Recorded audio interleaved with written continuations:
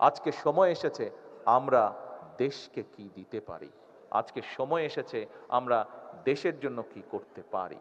আমাদের কষ্ট, আমরা যদি আপনারা যা যেটি দাবি করেছেন, আমরা যদি রাষ্ট্র যদি সকল কিছু আপনাদের পূরণ করে, যাকে আপনি হারিয়েছেন তাকে ফিরে পাবেন?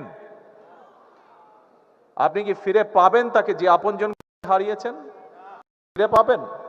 তো নাটা একটু জোরে বলতে সমস্যা কোথায়? যদি এটি সত্যি হয়ে থাকে তাহলে না বলতে সমস্যা কোথায়?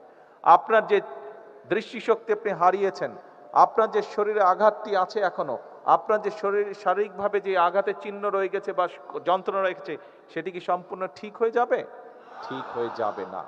কিন্তু কিন্তু আমরা যদি দেশকে এগিয়ে নিয়ে যেতে পারি, আপনি গর্ব করে বলতে পারবেন একদিন, পরবর্তী ভবিষ্যৎ প্রজন্মকে আপনি বলতে পারবেন যে আপনার আপনজনের আত্মত্যাগের বিনিময়, আপনার নিজের ত্যাগের বিনিময় এই দেশের মানুষের ভাগ্যের পরিবর্তন হয়েছে, এই দেশের ভাগ্যের পরিবর্তন হয়েছে। আপনি যার জন্য কষ্ট করেছিলেন, আপনার আপনজন যে জন্য আত্মত্যাগ করেছে, সেটি সফলতার দিকে এগিয়ে যাচ্ছে। এটি আমি মনে করি আমাদের সকলের আছে প্রত্যাশা হওয়া উচিত ছিল।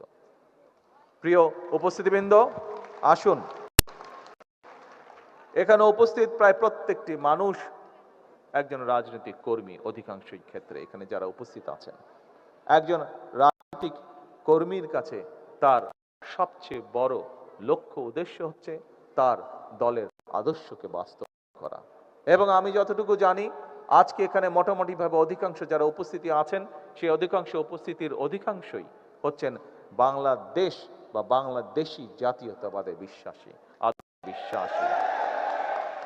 প্রিয় ভাই বোনেরা, মূল লক্ষ্য, আমাদের মূল উদ্দেশ্য হচ্ছে এই দেশ, এই দেশের জনগণ, এই দেশের মাটি।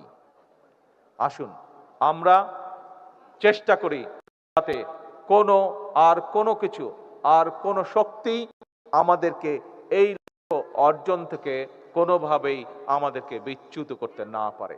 আজকের এই দিনে জুলাই অভ্যুত্থানে, জুলাই শহীদ, জুলাই যোদ্ধা এবং বিগত স্বৈরাচারের 17 বছরের যত যোদ্ধা আছে, তাদের প্রতি যদি সম্পূর্ণ সম্মান প্রদর্শন করতে হয়, তাহলে সেটি একমাত্র হবে তার জন্য, যার জন্য তারা স্যাক্রিফাইস করেছেন, সেই লক্ষ্য এবং উদ্দেশ্যকে বাস্তবায়ন করা। এটিই হোক আজকের এই অনুষ্ঠানের মাধ্যমে আমাদের গৃহীত শপথ, এটিই হোক আজকের এই অনুষ্ঠানের মাধ্যমে আমাদের গৃহীত প্রতিজ্ঞা। সকলকে পরিশেষে আবারও সকলকে ধন্যবাদ এবং জুলাই শহীদ পরিবার সহ জুলাই যোদ্ধাদের প্রতি আন্তরিক কৃতজ্ঞতা প্রকাশ করে আমার বক্তব্য শেষ করছি। আল্লাহ হাফেজ। বাংলাদেশ জিন্দাবাদ, বাংলাদেশ জাতীয়তাবাদী দল জিন্দাবাদ। আসসালামু আলাইকুম।